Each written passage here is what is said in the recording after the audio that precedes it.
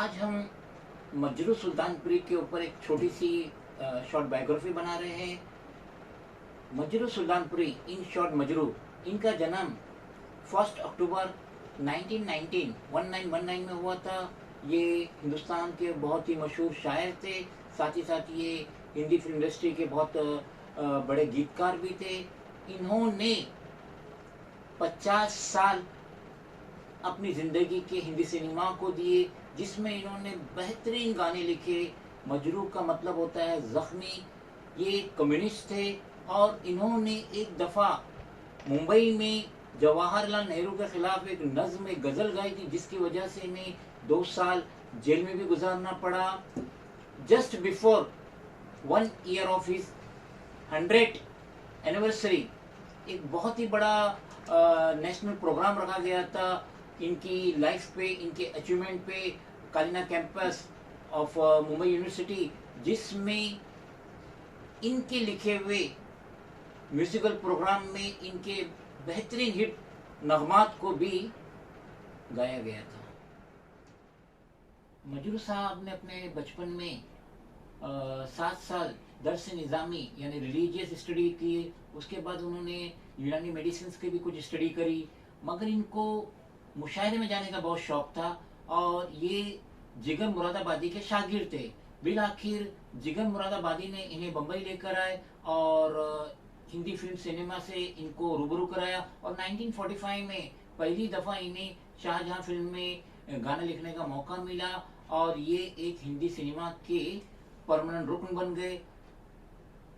मजरू साहबी पहली शख्सियत है जिन्हें गीतकार के तौर पे दादा साहब फाल्के अवार्ड मिला, वो भी 75 इयर्स की एज में 1994 में ये अवार्ड मिला। इन्होंने 50 साल अपनी ज़िंदगी के हिंदी सिनेमाओं को दिए और ये एकमात्र गीतकार है जिन्होंने ऑल टाइप्स ऑफ सॉन्ग लिखे। इन्होंने कव्वाली लिखी, भजन लिखा, मुजरा लिखा, कैबरे लिखे, गज़ल लिखे और साथ ही फोक सॉन्ग्स भी बखूबी तरीके से लिखे। मजरू सुल्तानपुरी वो वाहिद शख्सियत है जिन्होंने 700 फिल्मों में 3000 से ज़्यादा गाने लिखे। 1949 में मिल वर्कर ने एक मीटिंग का इंतज़ाम किए थे, वहाँ पे मजरू सुल्तानपुरी गए थे और उन्होंने एक नज़्म, एक गज़ल पढ़ी जो जवाहरलाल नेहरू के ख़िलाफ़ थी।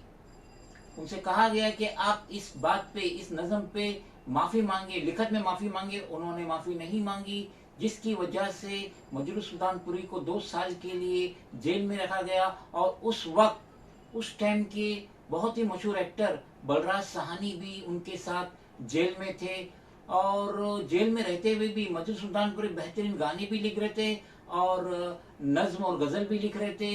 ये कहना है इंडियन एक्सप्रेस का।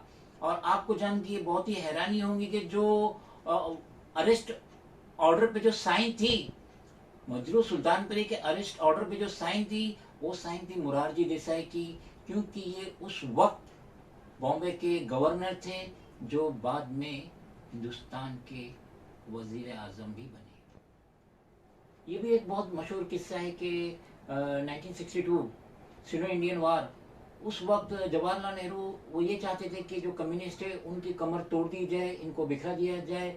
और जैसा कि मजरू साहब भी एक कम्युनिस्ट थे, तो उस वक्त मजरू साहब अंडरग्राउंड हो गए थे, मगर उनकी एक बहुत ही बड़ी खामी थी और वो था मुशायरा। मुशायरे का नाम सुन के मजरू साहब अपने आप को कंट्रोल नहीं कर पाते थे और वो हर तरीके से कोशिश करते थे कि वो मुशायरा अटेंड करे और अपनी नज़म और गज़ल का इजहार करे, लोगों को सुनाए। तो नागपाड़ा पे इसका एक प्रोग्राम रखा गया। उसके जो मेन करता धरता थे जुबैर आज़मी, 52 साल के, और वो प्रेसिडेंट थे भिंडी बाजार रिसर्च एकेडमी के।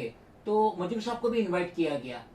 भले ही गवर्नमेंट उस तरफ उस टाइम की चाह रही थी कि कम्युनिस्ट को बिखरा दिया जाए और मजरू साहब भी अंडरग्राउंड थे, मगर ये मुशायरे का नाम सुन के, वो भी नागपाड़ा जैसे मुकाम पे, तो आज भी नागपाड़ा मदनपुरा में दीवानगी है, मुशायरों की दीवानगी है। मुंबई में कहीं भी मुशायरा ना हो, लेकिन नागपाड़ा मदनपुरा में अक्सर बैनर नजर आते हैं। तो मजरू साहब भी 1962 में अपने आप पे कंट्रोल नहीं कर पाए और वो बुरखा पहनकर आए। वो मुशायरे में बुरखा पहनकर आए, बिल आखिर उनको पुलिस ने ट्रेस की और उन्हें अगेन अरेस्ट भी की। मजरू साहब को दोस्ती फिल्म के लिए चाहूँगा मैं तुझे सांझ सवेरे 1965 में फिल्म फेयर अवार्ड मिला। मजरू साहब ने जो 700 फिल्मों में गाने लिखे, उनमें सबसे ज़्यादा इनकी जो जोड़ी जमी थी आर डी बर्मन के साथ, अनकरीब 74 फिल्मों में इन्होंने साथ में काम किए और बहुत ही हिट फिल्म थी, जिसमें से तीसरी मंजिल जो शम्मी कपूर और आशा पारिक की थी, और मेला संजय खान और मुमताज़ की थी, ऐसा कहना है इंडियन एक्सप्रेस का। मजरू साहब आनंद बख्शी के रूबरू फिल्मों में बहुत ही हिट गाने दे रहे थे, और उस टाइम पे ये दोनों नंबर 1 2 पोजीशन पे हिंदी सिनेमा पे राज कर रहे थे। बिल आखिर 24 मई 2000 को मजरू साहब ने इस फानी दुनिया को छोड़ के माली की हकीकी की तरफ रुख किए। आज उनके इतने अनमोल नगमे हिंदी सिनेमा में कि अगर हम उसे सुनने लगे तो कई दिन गुजर जाएंगे। 3000 गाने, 700 फिल्म, ये कोई मामूली बात नहीं है। मालिक उनकी रूह को जन्नत नसीब करे।